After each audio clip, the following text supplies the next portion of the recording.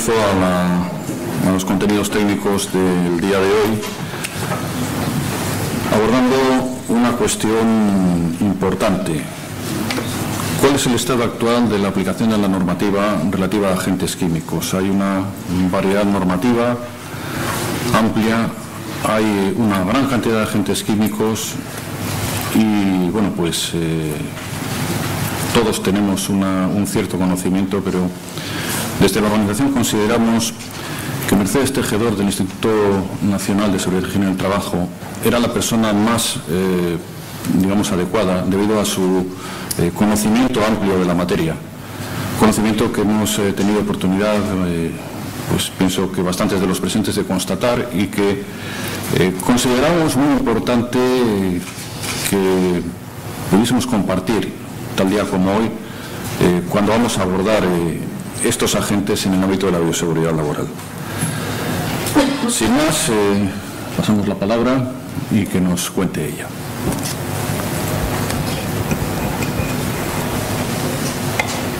Muchas gracias. En primer lugar, agradecer a Osalan la invitación a formar parte de este curso de verano, que está enfocado este año a los agentes químicos y a la seguridad en los agentes biológicos. Mi presentación se titulaba El estado actual de la aplicación de la normativa sobre agentes químicos, y yo le he añadido una coletilla, que es y perspectivas futuras. Al fin y al cabo, el Real Decreto de Agentes Químicos se publicó en el año 2001. La directiva a la que transpone es del año 98 y, por tanto, después de ya casi 15 años, me parece que la mayor parte de los presentes tendrán unos conocimientos suficientes sobre este Real Decreto como para seguir insistiendo sobre el tema. Así pues, me he permitido en este caso sacar la bola de cristal y voy a tratar de comentar cuáles van a ser los futuros desarrollos en el tema de la normativa de agentes químicos. Aprovechando que voy a hacer esa visión de futuro, lo que también voy a hacer es ir un poco repasando aquellos conceptos más fundamentales o más básicos de la normativa actual, pero siempre sin perder en perspectiva que me interesa en este momento más transmitir una idea de hacia dónde vamos, que más que repasar aquellas cosas que llevan 15 años en vigor y que, por tanto, la mayoría de los presentes deberían tener francamente dominadas o conocidas. ¿Qué es lo que nos depara el futuro? Bueno, pues para empezar hay que señalar que estamos, yo lo digo, marcados por la CE, marcados por la Unión Europea. Toda la legislación española en seguridad y salud en el trabajo procede de las directivas y reglamentos que emite la Unión Europea. Y nos podemos salir muy poquito de esos márgenes que nos marca la Unión Europea. Por tanto, me parece fundamental en este momento hacer una pequeña descripción de qué manera y de cómo se desarrolla esta legislación comunitaria, que al fin y al cabo es la que nos va a afectar a nosotros. Esto empieza con un pequeño chiste, y es que en el año 57, cuando nació la Unión Europea, eran apenas 6 países, con lo cual les resultaba francamente ponerse de acuerdo de todo, desde pedir un café hasta organizar una legislación comunitaria. En este momento hemos pasado a ser 28 países, entre comillas, cada uno de su padre y de su madre, con gustos diferentes desde a la hora de pedir el café hasta sus realidades socioeconómicas y su base preventiva en todos y cada uno de estos países. ¿Cuál es el problema en Europa ahora mismo? Que la legislación se tiene que obtener por consenso y por aprobación de estos 28 países. Como os pueden suponer, poner de acuerdo a 28 personas con caracteres muy distintos es un proceso lento y complejo. De ahí que cuando hablemos de normativa europea, de directivas europeas, estemos hablando de plazos que pueden ir de 2 a 3 años desde que se inicia el proceso de elaboración de una directiva hasta que esa directiva finalmente se publica. ¿Qué tipo de normativa europea vamos a tener? Solamente voy a hacer mención,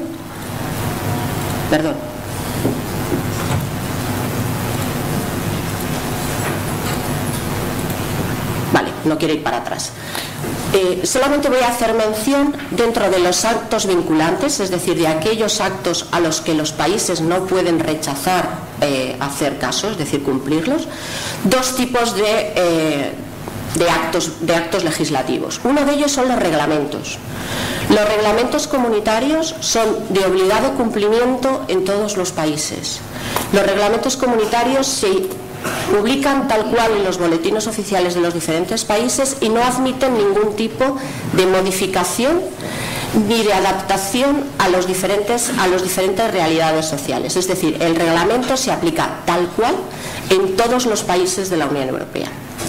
En cambio, el segundo de los elementos legislativos de los que quería comentar es la directiva. Como contraposición a los reglamentos, las directivas que publica la Unión Europea se tienen que transponer a los derechos nacionales y cada país tiene la potestad de elegir la forma de transposición y el modelo de transposición.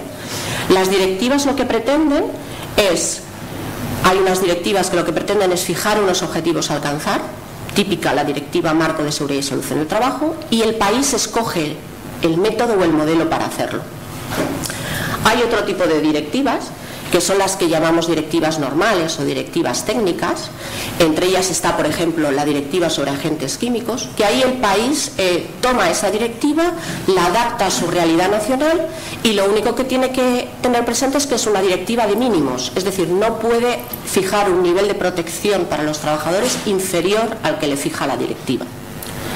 Hay otro tipo de directivas que son las adoptadas por acuerdos sociales de los agentes, por acuerdos de los agentes sociales a nivel de la Unión Europea, y esas directivas que acuerdan los agentes sociales de un sector y los empresarios de un sector a nivel europeo son aceptadas por los países tal cual están. Un ejemplo de este tipo de directivas es la directiva de la exposición laboral a agentes biológicos, conocida como la directiva de pinchazos y cortes, de la cual me imagino que les hablarán mañana. En esta directiva, los agentes sociales de este sector se pusieron de acuerdo y los países tuvieron que aceptarla tal cual.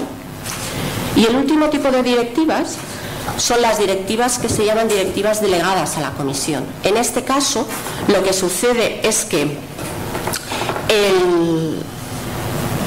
los países y el Parlamento le dan permiso a la Comisión Europea para que adapte ciertos aspectos de las directivas en función de la técnica, sin tener que pasar por el proceso general de adopción de una directiva.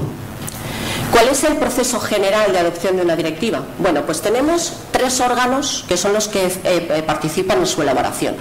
Por una parte tenemos la Comisión Europea, que son aquellos que proponen la directiva, y por otra parte tenemos el Parlamento Europeo, que representa a los ciudadanos, y el Consejo de Europa, que representa a los países, y ambos tienen que aprobar la directiva. Es decir, la Comisión propone, los países por una parte en el Consejo y los parlamentos que representan a los ciudadanos tienen que aprobarlo. ¿Cómo hace la Comisión Europea para proponer una directiva?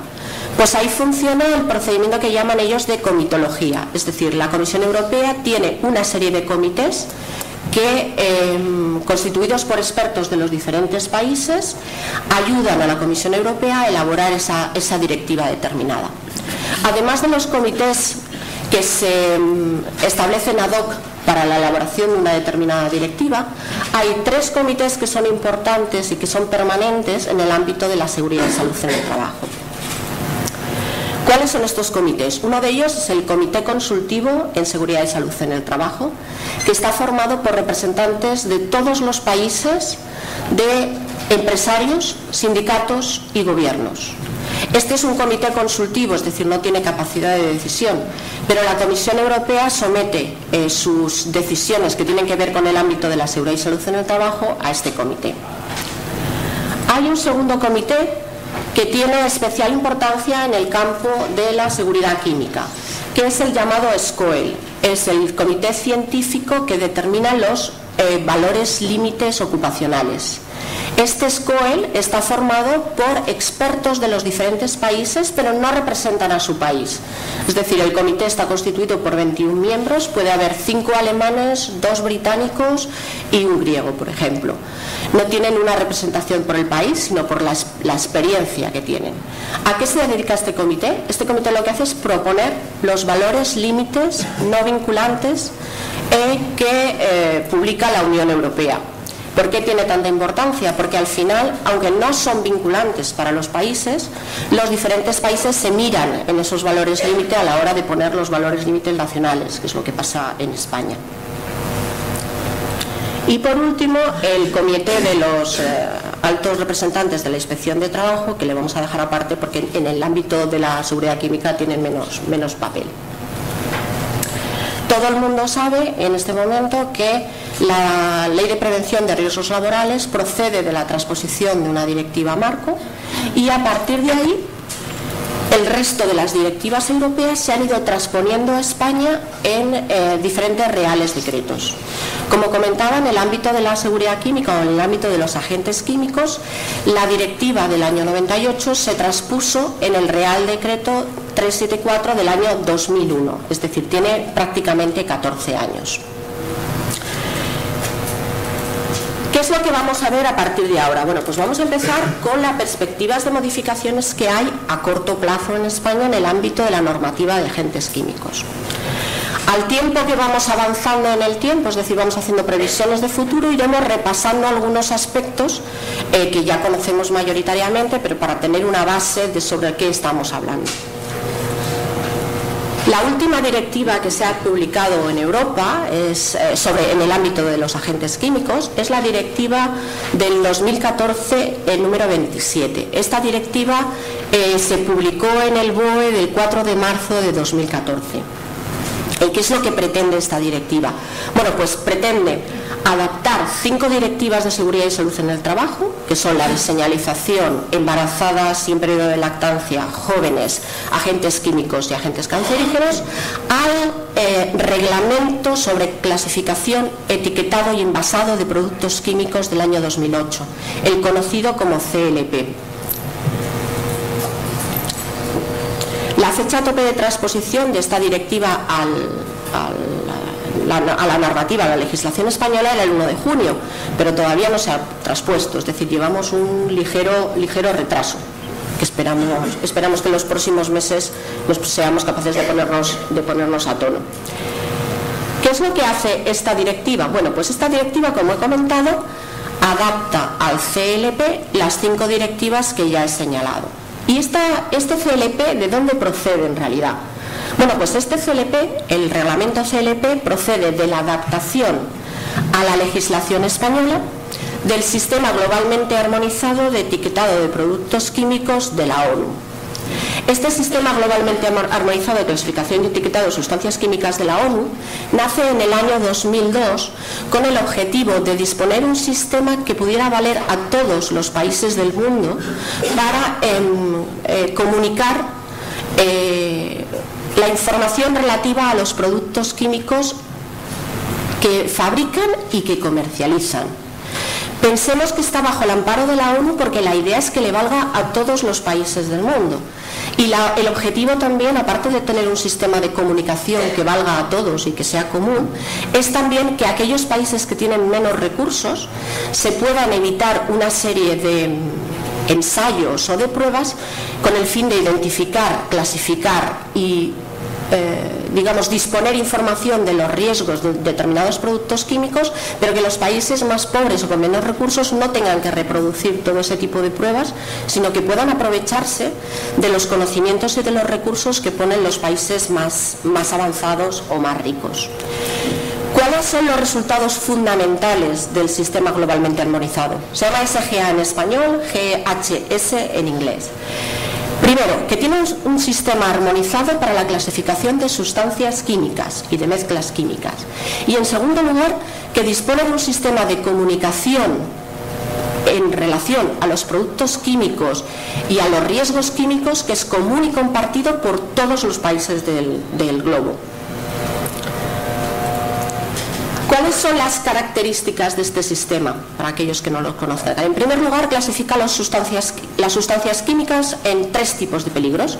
Las que tienen peligros físicos, las que tienen peligros para la salud y las que tienen peligros para el medio ambiente. ¿En qué se diferencia a lo que estamos habitualmente más acostumbrados? Pues los símbolos de peligro que estábamos utilizando habitualmente en nuestro país eran unos símbolos de peligro naranja, que tenían forma cuadrada, y el dibujo, el pictograma, era en negro.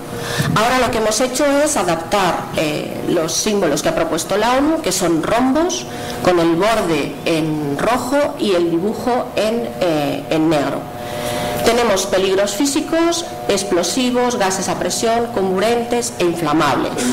Si entramos en los peligros para la salud humana, vamos a tener tóxicos, muy tóxicos, que están representados por una calavera.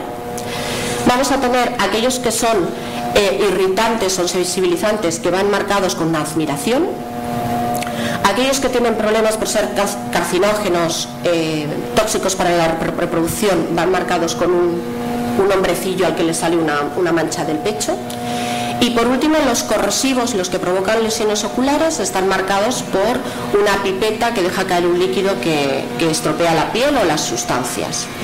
Una misma sustancia en función de una misma tipo de peligro en función de su categoría, es decir, si es una categoría 1, 2 o 3 de peligro o si es una categoría 4, va a estar clasificado, por ejemplo, como muy tóxico y va a tener un símbolo de una calavera, o va a estar clasificado como meramente irritante y va a tener un símbolo de admiración.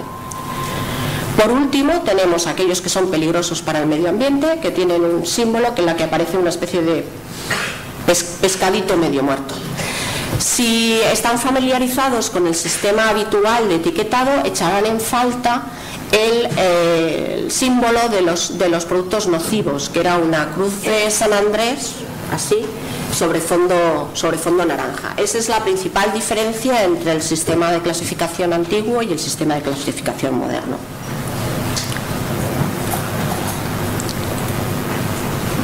Como he dicho, el SGA se adapta a la legislación europea por medio del CLP, que es el reglamento del 2008, que es el reglamento sobre clasificado, etiquetado y envasado de productos químicos.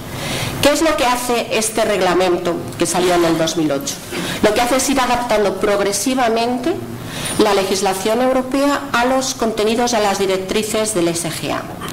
El reglamento empieza fijando periodos transitorios, el último de los cuales, para el etiquetado de las mezclas, termina el 1 de junio de 2015. No es casualidad que coincida el final de este periodo transitorio con el fin del periodo para la transposición de la Directiva 2014 de adaptación de estas 5 directivas, es decir, se ha hecho a propósito. ¿En qué consiste el CLP en grandes rasgos? Aplica los principios del sistema globalmente armonizado, mantiene los niveles de protección para la seguridad y salud de los trabajadores que tenían las anteriores directivas y adopta en lo posible la terminología del SGA a la terminología que había antes. Es decir, por ejemplo, en las anteriores directivas se hablaba de preparados, ahora mismo se va a hablar de mezclas, porque esa es la nomenclatura que tiene el SGA. Adopta la nueva clasificación de peligros y los pictogramas que estaban en el SGA. Y otra de las cosas llamativas para los que estábamos acostumbrados al sistema clásico, por decirlo así, es que sustituye las frases R, que eran las frases de riesgo, por lo que llama las frases H, que viene de hazard en inglés, que son las frases de peligro. En el caso de que no existiera una correspondencia entre las frases propuestas por el sistema globalmente armonizado y las que ya había en la directiva europea, lo que adopta es unas frases nuevas que se llaman EUH con el número que corresponda. Sustituye las frases S por las frases de prudencia, que se llaman. Y aparecen 2 nuevas palabras de advertencia, es decir, tenemos 2 palabras que van a indicar si el riesgo de esa sustancia es más alto o más bajo. Si ponemos peligro, evidentemente va a ser más alto. Si ponemos atención, lo que dice es que va a haber que tomar medidas, pero no es tan peligroso. en lo posible establece correspondencias con el sistema anterior. No siempre es posible encontrar equivalencias entre las frases R antiguas y las frases H nuevas. Y adopta las clasificaciones y los procedimientos de clasificación que propone el SGA. Voy a comentar también brevemente, porque viene al hilo de lo que luego vamos a necesitar, el reglamento REACH. Bien entendido que el reglamento REACH, igual que el reglamento CLP, no son legislación propiamente dicha de seguridad y salud en el trabajo. De hecho, en España, por ejemplo, los que coordinan las actividades relacionadas con el REACH es el Ministerio, ahora del Ministerio de Agricultura y Medio Ambiente. Antes lo llevaba el Ministerio de Medio Ambiente. Entonces, que quede claro que no es una legislación del ámbito de la seguridad y salud en el trabajo.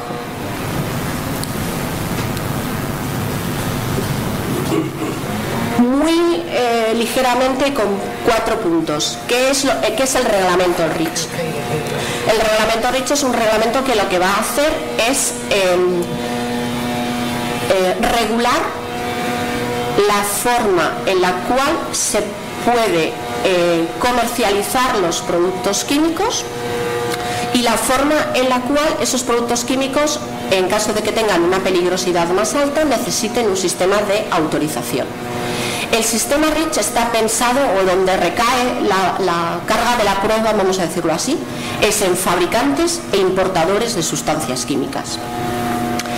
Son los fabricantes y los importadores los que tienen que hacer, entre comillas, todo el trabajo, la mayor parte del trabajo.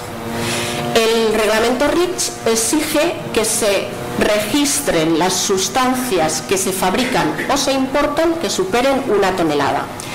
Igual que le pasaba al CLP, tiene una serie de periodos transitorios en los cuales se ha ido empezando por los productos químicos que tenían un mayor consumo, un mayor volumen de toneladas, exigiéndoles el registro, y a partir de ahí va a bajar hasta que lleguemos a 1 tonelada. El principio del REACH es que una única sustancia tiene que tener un único registro dentro del REACH, lo cual significa que los fabricantes y los importadores de una determinada sustancia tienen que ponerse de acuerdo para hacer un único registro de una sustancia con todo lo que supone hacer un registro, es decir, de documentación relativa a usos, peligros, etcétera, que ahora veremos un poco por encima. Y además el registro REACH lo que obliga es que aquellas sustancias que sean más peligrosas requieran de una autorización previa a su comercialización o a su fabricación. Desde el punto de vista de la prevención de riesgos laborales, ¿qué nos importa el REACH? Porque ya os digo que básicamente es un sistema pensado para fabricantes e importadores. Tiene 2 elementos clave para los prevencionistas. Por una parte, la ficha de datos de seguridad, y por otra parte, los escenarios de exposición. ¿Qué contiene la ficha de datos de seguridad? Bueno, la ficha de datos de seguridad es una ficha que contiene los mismos 16 ítems para todos los productos químicos. El fabricante o el importador es el obligado a proporcionar esta ficha a lo largo de toda la cadena en la que se va a utilizar esta sustancia. Es decir, es un sistema armonizado, único y común de suministrar información desde aquellos que fabrican o importan una sustancia hasta el último consumidor o a la última persona que la va a utilizar. En esta ficha de datos de seguridad, como veis, tiene 16 ítems distintos que están organizados de la misma manera, y empiezan con la identificación de la sustancia o la identificación de la empresa que la comercializa, pasando por los primeros auxilios, medio de lucha contra incendios, propiedades físicas y químicas, etc. Lo importante es que es una ficha que el fabricante o el importador tiene obligación de elaborar y de suministrar a los siguientes pasos de la cadena, y que es común y única para todas las sustancias. Y el siguiente elemento, que es muy importante desde el punto de vista de la prevención y que está incluido dentro del REACH, es lo que se llaman los escenarios de exposición.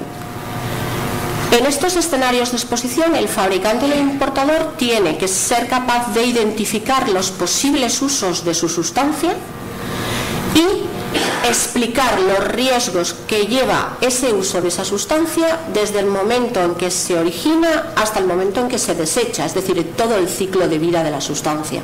Como podéis suponer, a la hora de hacer una evaluación de riesgos, esta información es fundamental, porque te va a dar la información que necesitas para todos los aspectos, desde almacenamiento, forma de desechar el producto, mantenimiento, etcétera. Además, en estos escenarios de exposición, el fabricante o el importador deberá recomendar a los usuarios determinadas medidas preventivas o consejos de prudencia respecto a esa sustancia química. En el momento en que un usuario descubra que tiene un sistema o que está utilizando la sustancia en una forma no prevista, puede y debe comunicárselo a su fabricante o a su suministrador para que lo puedan incluir dentro de esta ficha, digamos, de escenarios.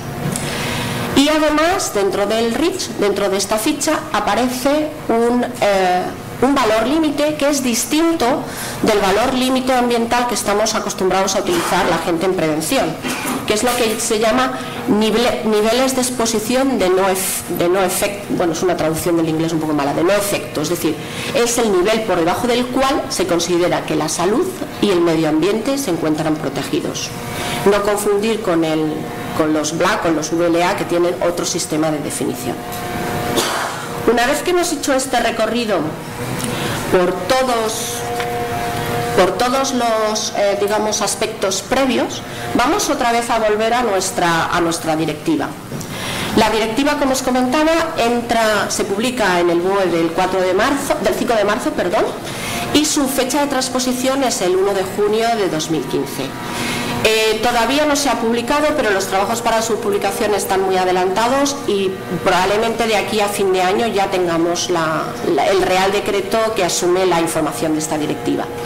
Esta directiva adapta estas 5 directivas al CLP, y el problema que te encuentras cuando lees esta directiva es que es muy compleja, es decir, para algo que tiene que ser muy simple, porque además se pensó para que fuera simple, para que siguiera unos plazos rápidos, para que coincidiera su transposición con el fin del periodo transitorio de mezclas del CLP. Sin embargo, la forma de redactarla es absolutamente compleja y horrible, o sea, no tengo otra palabra para definirla. Entonces, tratando de desgranarla para que fuera lo más sencilla posible, en esta directiva se aprecian 5 cambios que van a proponer en el resto de las directivas. El primer tipo de cambios son cambios en la redacción o en la nomenclatura de estas directivas, pero que no afectan a su sustancia. El segundo tipo de cambios son aquellos que lo único que hacen es actualizar una referencia a una directiva, es decir, desde la publicación de una determinada directiva hasta este momento se han publicado otras directivas que tenían referencias cruzadas, no tiene más. Aparece la palabra mezcla, o esta sustituye a la palabra preparado, que era la antigua nomenclatura que utilizábamos. Aparecen cambios entre las frases R antiguas y las frases H nuevas. Y luego hay propuestas de cambios en los pictogramas. Si os fijáis, cada uno de estos tipos de cambio yo lo he señalado con un pictograma, entre comillas. Es decir, tenemos una especie de lupa en los cambios que son solamente de nomenclatura, o sea, de redacción, una balanza en aquellos cambios que son de referencias legislativas, los globitos cuando cambiemos la palabra mezcla por la palabra preparado por la palabra mezcla, y el cambio de las frases R a las frases H está señalado por una R y una H, y el cambio de los pictogramas por una señal de un pictograma. Para cada una de las directivas que se ha visto modificada y para cada uno de los artículos que se ha modificado, lo que he hecho ha sido poner por una parte el artículo nuevo, por otra parte el artículo viejo, y señalar con estos pictogramas los cambios que se han producido. Voy a ver solamente con vosotros la primera directiva, que es la de señalización, y luego saltaremos a la de agentes químicos, que me parece más importante para no comerme mucho el tiempo del siguiente ponente.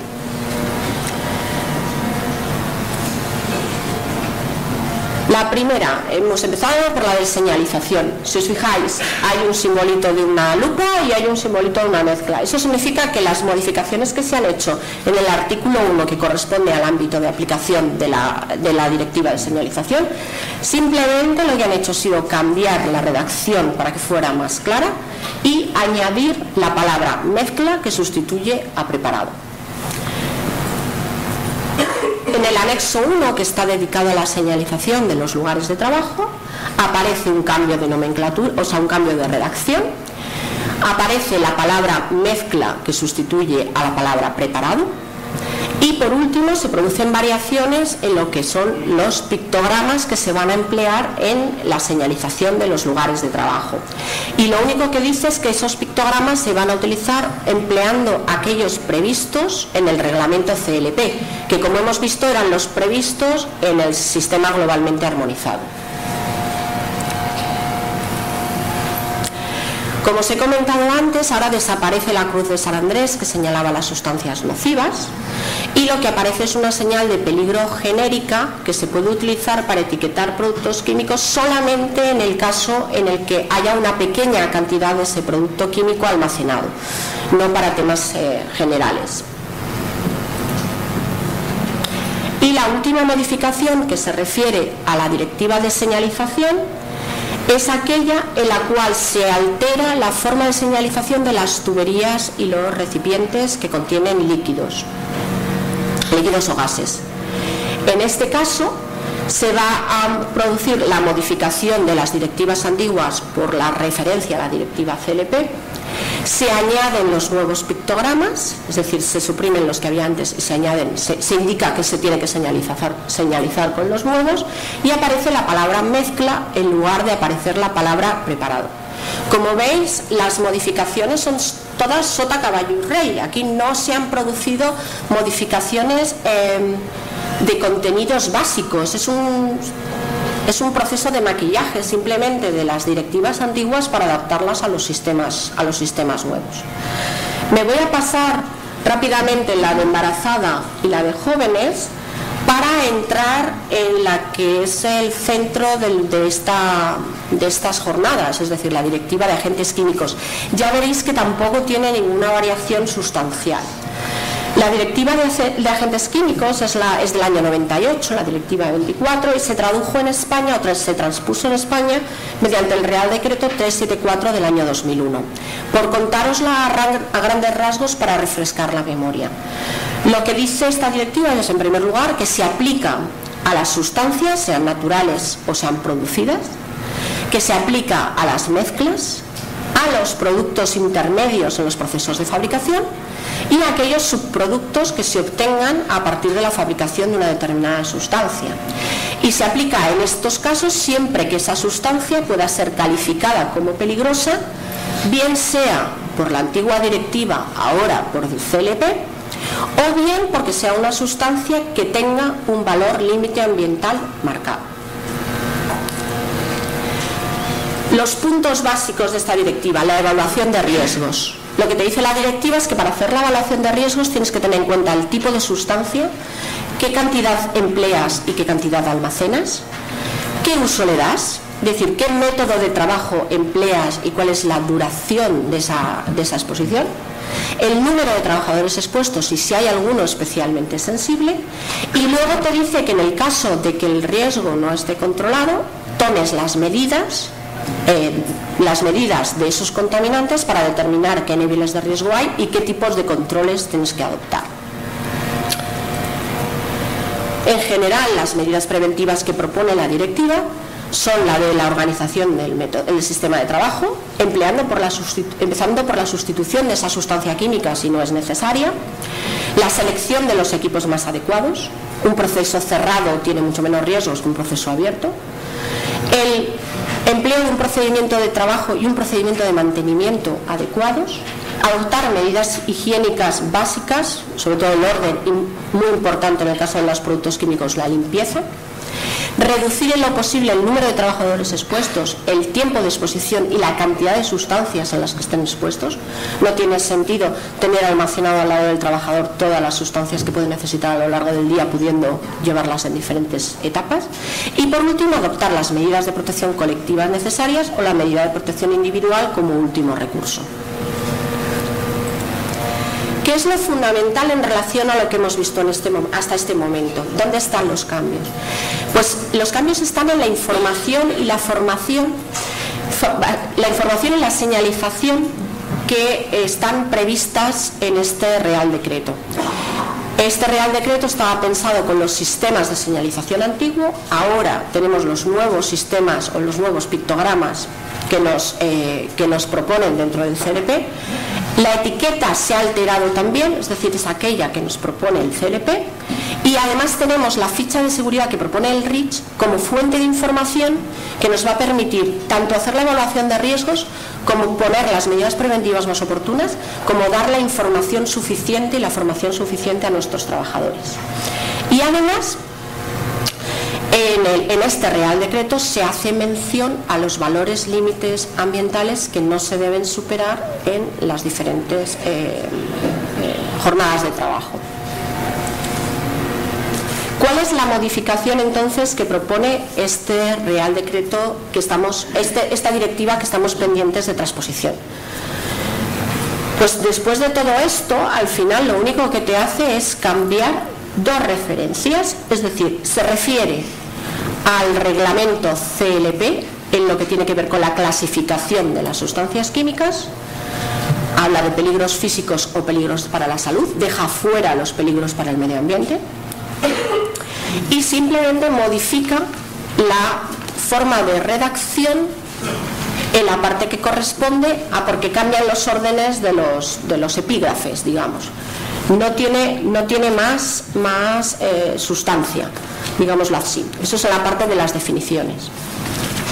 En la parte de la evaluación de riesgos menciona explícitamente la ficha de datos de seguridad, que es la que propone o la que dispone el REACH.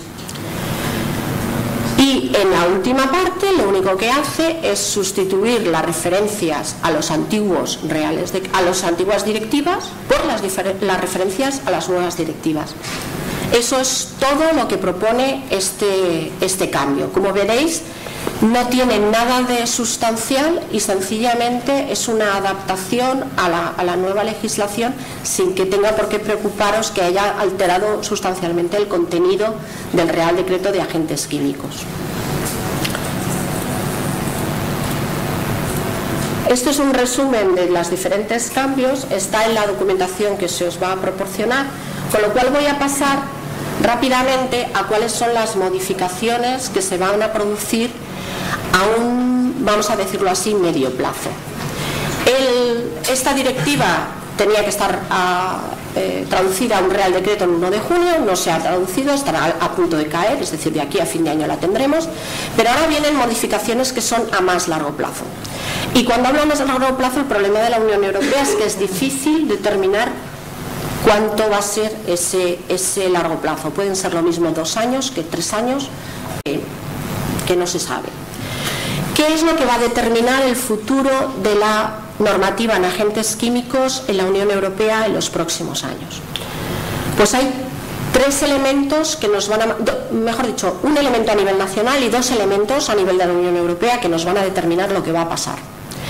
Por una parte tenemos la Estrategia Española de Seguridad y Salud en el Trabajo, que la vamos a dejar aparte y nos vamos a centrar ahora mismo en lo que es el ámbito europeo. Y dentro del ámbito europeo hay 2 elementos fundamentales. Uno de ellos es el marco estratégico de la Unión Europea para la Seguridad y Salud en el Trabajo 2014-2020.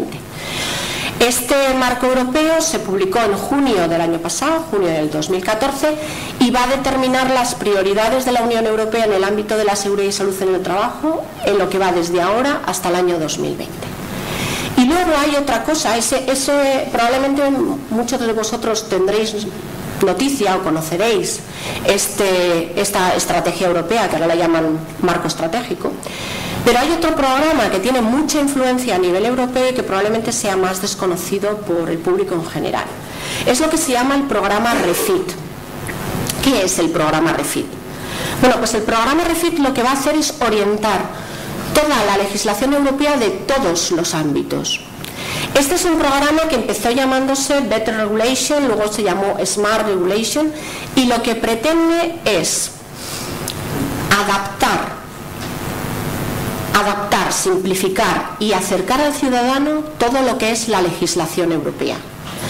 El último programa REFIT se publicó el 19 de mayo de este año, es decir, tiene apenas un mes, y lo que hace es insistir en determinados aspectos de la legislación europea. En primer lugar, la Comisión Europea y por tanto la Unión Europea lo que quiere es consultar las opiniones de los ciudadanos. Aparte de consultar las opiniones de los agentes sociales, de los empresarios, de los grupos de interés, de los gobiernos, de los expertos, quiere consultar al ciudadano. Y quiere consultar al ciudadano en todos los aspectos en los cuales se vaya a hacer una legislación. Es decir, antes de hacerla, mientras esté en el proceso de elaboración y después de que esté puesta en práctica para conocer la opinión del ciudadano. Y además la Comisión Europea quiere comunicar mejor aquello que hace. Para ello lo que va a hacer es crear un portal en el cual el ciudadano tenga un fácil acceso para poder dar sus opiniones, tanto de forma regulada, es decir, en determinados periodos de tiempo en función de la vida de una directiva, como por libre, porque el ciudadano decida dar su opinión. La Unión Europea además quiere centrar su legislación en las pequeñas empresas. La filosofía ahora es think small first, es decir, primero piensa en pequeño, primero piensa cómo va a afectar esta directiva nueva a las pequeñas empresas. En segundo lugar, o en tercer lugar, lo que quiere hacer es valorar que la nueva legislación que haga sea lo más sencilla, lo más adaptada al ciudadano posible. Y para ello lo que va a hacer es crear un nuevo comité de expertos que no tengan relación con los países ni con la propia Comisión, que lo que va a hacer es valorar la nueva legislación, si es factible, si es apropiada y si este es el momento adecuado para tenerla. Y lo va a hacer también, tanto con la nueva legislación como con el análisis de las antiguas legislaciones. Y la Comisión Europea quiere pedir cada legislación que haga va a ir acompañada de lo que se llama una evaluación de impacto, es decir, va a ver cómo va a afectar eso a la vida corriente de los ciudadanos. Y lo que quiere pedirle la Comisión Europea es, tanto a Parlamento como a Consejo de Europa, que tienen la capacidad de modificar la legislación, las directivas, les va a pedir que no hagan modificaciones en tanto en cuanto no hagan ellos mismos una evaluación de impacto para asegurarse de qué efecto va a tener eso en los ciudadanos. Y además quiere que haya un compromiso de los diferentes países para que no sobreregulen, lo que llaman en jerga comunitaria, que no haga el golden plating o plating, que es que un país coja una directiva que es de mínimos, que es común para toda la Unión Europea, y cuando la transpone a su derecho nacional, lo que hace es esa directiva de mínimos elevarla. Con lo cual, el principio de armonía entre todos los países de la Unión Europea se pierde. Además, el REFIT lo que propone es: dejemos de publicar tantas directivas y hagamos instrumentos que le faciliten a los países, a los empresarios, a los ciudadanos la aplicación de esas directivas. Y evaluemos aquellas directivas que ya tenemos en marcha. En este momento la Unión Europea está evaluando las 20 directivas sobre seguridad y salud en el trabajo que hay, incluyendo la directiva marco. Del proceso de evaluación de estas directivas, de cómo han funcionado, de qué puntos débiles o qué puntos fuertes tienen, van a salir las próximas propuestas legislativas que va a adoptar la Unión Europea. Este informe de las directivas anteriores tenía que estar terminado para diciembre de este año, pero como le ha pillado por medio este programa REFIT, va a ser uno de los primeros informes que vayan a pasar por el nuevo Comité de Seguimiento Independiente. Con lo cual realmente no sabemos qué efecto va a tener eso en la evolución de las próximas, digamos, actividades en el ámbito de la seguridad y salud en el trabajo. Vamos a hacer un poco de conejillo de indias de este nuevo sistema. Vamos a ver lo que pasa. Dentro del marco estratégico de la Unión Europea se establece como prioritario aquellas enfermedades que están relacionadas con los productos químicos, en especial con el cáncer, y la identificación de nuevos riesgos y nuevos peligros asociados con los agentes químicos, lo cual significa que en los próximos 6 años la Unión Europea se va a tomar como prioritario en el ámbito de la seguridad y salud en el trabajo el tema de los manejo de los productos químicos y en especial o específicamente el tema de los cancerígenos. Por último, la estrategia española, ya sabéis que, como os he contado, no hay una capacidad legislativa propia, es decir, vamos a ir adaptando a aquella legislación que venga del ámbito europeo, pero lo que sí se propone dentro de la estrategia española es estudiar los nuevos riesgos emergentes, en particular aquellos que se derivan de nuevas tecnologías relacionadas con los agentes químicos. Y ahí se menciona, entre otras cosas, los estudios sobre los disruptores endocrinos, guías para evaluar el riesgo en aquellos aspectos de riesgos emergentes y mejorar el conocimiento y la detección del cáncer de origen laboral, aparte de un capítulo específico dedicado al estudio y análisis de las enfermedades profesionales. ¿Con qué nos vamos a encontrar, por tanto, en los próximos años? Bueno, pues por una parte nos vamos a encontrar derivados del marco estratégico europeo, que vamos a tener como prioridad los riesgos emergentes asociados a los agentes químicos y en particular los cancerígenos. Y se va a organizar, porque lo pone el propio marco estratégico, una red de expertos y un organismo consultivo específicamente en este aspecto. Procedente del REFIT, porque lo menciona el propio REFIT, vamos a tener una modificación del REACH para facilitar el registro de las sustancias usadas en pequeñas cantidades. Se estima que el procedimiento de registro actual es muy complejo para utilizarlo en aquellas sustancias que se emplean muy poco o en cantidades muy reducidas. Va a haber un plan específico para pymes, de manera que puedan ayudar a hacer su registro en el REACH para las pequeñas empresas, y vamos a mejorar o van a tratar de mejorar la coherencia entre la legislación en seguridad y salud en el trabajo y la legislación REACH, de manera que no se produzcan esas discrepancias, sobre todo en el aspecto de los valores límite. ¿Qué otras cosas va a pasar en poco plazo de tiempo? La Comisión Europea va a publicar la cuarta lista de valores límites orientativos. Estaba previsto que saliera en los próximos días, o sea, en los próximos meses, perdón, porque es una directiva que va a hacer la propia Comisión y no tiene que pasar por un proceso tan largo. Pero el problema es que les ha pillado el REFIT por medio, y el REFIT exige que todas las directivas tengan un proceso de consulta previa a los ciudadanos. No saben en este momento todavía si esta directiva va a colar por el sistema antiguo o va a obligar a ese sistema de consulta. Si tiene que pasar por el sistema de consulta, se alargan muchísimo los plazos. En esta cuarta lista de valores límite aparecerán orientativos, aparecerán unos 30 nuevos valores límite. Y por último, hay una modificación prevista en torno a la directiva de cancerígenos, sin plazo, porque en este momento, hasta que no se termine la evaluación de las 20 directivas que ya tenemos en vigor, la Comisión no quiere hacer ninguna propuesta de ninguna nueva directiva. Es verdad que hay países europeos que están presionando para que se haga esa nueva directiva de cancerígenos, en la cual se incluyan valores límites orientativos en un mayor número, vamos a decirlo así.